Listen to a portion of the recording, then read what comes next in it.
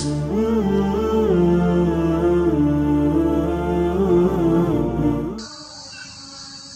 hadirat yang kami muliakan, dunia ini adalah darul asbab. Kita menggunakan asbab karena itu adalah bagian dari perintah Allah.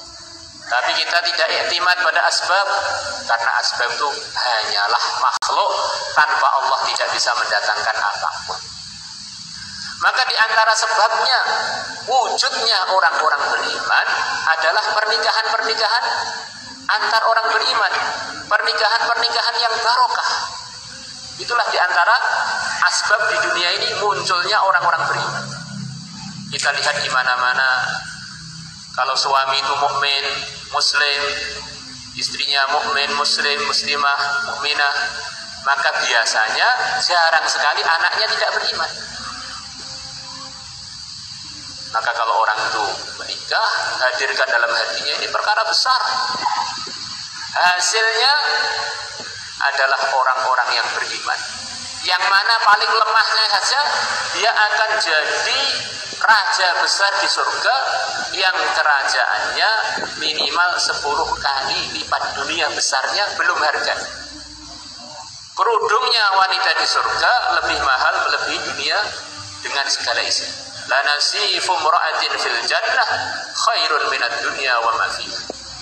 Andaikan seorang wanita dari surga muncul di dunia ini, tentu dunia semuanya akan harum.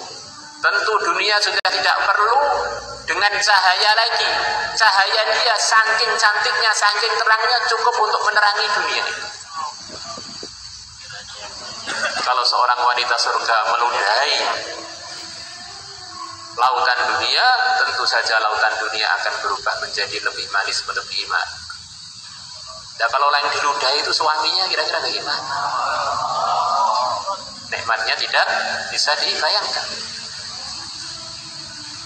Kita lihat teman-teman demi untuk bisnisnya, demi tokonya, dia siap untuk mujahadah, bangun malam panjang-panjang, minta pada Allah panjang-panjang, ya Allah, saya minta toko saya laris, laba saya banyak, nasabah-nasabah datang tertarik dengan toko saya, datang pada para ulama minta doa, siap puasa, siap bangun malam, di awal malam pun siap, tidak tidur malam pun siap, demi dunia yang dunia tadi pasti akan kita tinggal. Nah, ini anak ini Masya Allah minimal hasilnya adalah surga 10 kali lipat dunia besarnya. Maka semestinya orang yang menikah, semestinya dia lebih siap lagi untuk meluangkan waktu doa khusus untuk putra putrinya, untuk keluarganya, untuk suaminya dan untuk istrinya. Ini adalah salah satu investasi yang kata para ulama yang bisa dikatakan tidak akan gagal, yaitu pernikahan. Karena andaikan keluar orang Islam yang begitu lemah amalnya pun masih menguntungkan, apalagi mau ngaji, mau jadi hafid, mau jadi dai, mau jadi ini begitu. Maka orang-orang dulu diceritakan kalau sudah nikah ini amalannya ditingkatkan. Saya ini sekarang lagi masuk di dalam pendaftaran putra putri saya supaya diterima oleh Allah jadi orang beriman, beramal, jadi dai, jadi hafid, jadi hafidhah, jadi alim alimah. Maka saya perlu khatamkan Quran, saya perlu banyak baca Yasin, perlu puasa sunnah di samping puasa fardu. Begitu kita punya anak, kita jadi orang yang sangat beruntung. Semua amalan kebaikan anak tersebut akan dikirim tanpa mengurangi pahala anak itu kepada kita. Alangkah senangnya andaikan kita ada di surga, kemudian tetangga-tetangga kita yang punya kerajaan-kerajaan besar di surga itu anak-anak kita sendiri, cucu-cucu kita sendiri, buyut-buyut kita sendiri. Maka di antara arahan agama bagi yang tidak ada uzur, orang itu kalau bisa punya anak yang banyak, dia nanti di surga senyumnya itu lebih sempurna lagi, senangnya itu lebih sempurna lagi. Karena orang-orang yang beriman, kemudian kakek-kakeknya beriman, nanti akan ditemukan di surga walaupun amalannya dulu di dunia berbeda.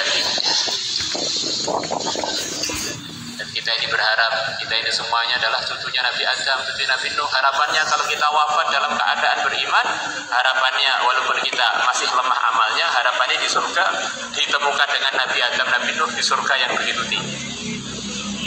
Walladzina amanu wattaba'athum dzurriyyatuhum biimanin alhaqna bihim dzurriyyatahum wama alatnahum min amalihim min syai' kullu imri'in bima kasaba rahin.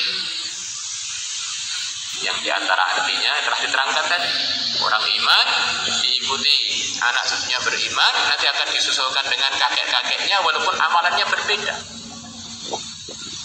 Keramat gandul, kalau kita punya kakek-kakek yang soleh, kita ikut bisa ketemu beliau-beliaunya di surga sana. Sebaliknya, kalau kita itu lemah, kita punya anak cucu yang hafidh-hafidh, alim-alimah, nanti anak cucu kita akan mengangkat derajat kita di akhirat. Tambah dia beramal, tambah banyak kiriman kepada kita.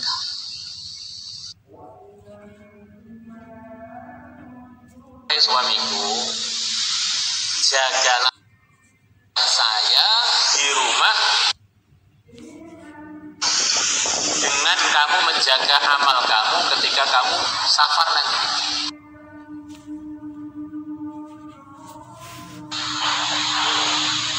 Maka suami pun berangkat. Dan di rumah itu dia punya khadim, punya buruh yang sudah puluhan tahun jadi buruh dia. Orangnya soleh, ibadahnya baik. Ketika suaminya pergi, kok tiba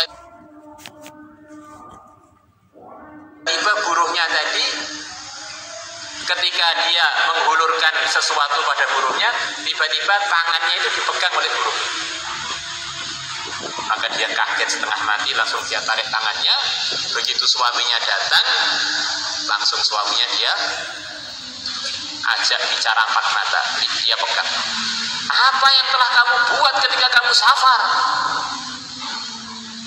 Maka suaminya bilang, saya tidak buat apa-apa. Bohong. Mesti kamu telah megang tangannya wanita yang tidak halal kamu pegang. Kok bisa? Iya. Karena telah terjadi di rumah, tangan saya dipegang oleh orang yang tidak halal dipegang. Kalau kamu melebihi dari megang tangan, maka tentu buruh kita itu akan melebihi dari sekedar memegang tangan saja. Satu cerita, suami istri perlu sama-sama menjaga amal. Ada seorang suami yang begitu rajinnya dia berjuang fisabilillah. Saking rajinnya sampai namanya itu kurang masyhur, yang ada gelarnya. Digelari dengan gelar Jangkidus Muhibbun lil Harbi, orang yang begitu senang sekali berjuang. Sampai akhirnya wafat dalam perjuangan di daerah Armenia dekat dengan Irak. Maka tengah-tengah istrinya hamil, beliau wafat. Maka keluarlah anak yang begitu soleh, yang masih kecil saja sudah puasa Ramadan. Siapa anak tersebut? Abdul Qadir Al-Jili Al-Jailani Al-Jailani. Amalan orang tua berpengaruh kepada amalan anak-anak. Sebelum nikah mungkin kita masih ada kelemahan, matanya kurang terjaga. Begitu nikah kita jaga benar, karena kita ini lagi dalam program mendaftarkan diri kita dan keluarga kita untuk kebaikan. Dia diterima oleh Allah jadi pejuang-pejuang agama, orang-orang soleh. Maka kita harus hati-hati, karena kita khawatir kalau kita belok-belok nanti anak kita belok, kita pusing. Anak itu kalau sudah nakal, masya Allah, mau dibuang anak, mau disembelih nggak ada yang mau makan. Repot kalau anak sudah nakal, repot. Nah, kenakalan anak itu ada kaitannya dengan pertemuan suami istri dengan doa. Kalau suami istri ketemu dengan doa, kemudian terjadi anak, anak ini tidak akan bisa digoda syaitan selamanya. Di mana-mana di seluruh negeri sekarang pada risau dengan kenakalan-kenakalan remaja. Maka kata sebagian ulama, sebetulnya sebelum remaja-remaja itu nakal, sebetulnya orang-orang tuanya yang nakal karena lupa doa. Akhirnya siapa yang ketemu dengan istrinya tanpa doa, padahal itu nggak dosa loh, bahkan mungkin masih dapat pahala. Mau ketemu dengan istri perkara halal, setan akan ikut dalam pertemuan itu. Akhirnya anaknya mengatur unsur syaitan, diarahkan kebaikan sulit untuk keburukan-keburukan, dia semangat.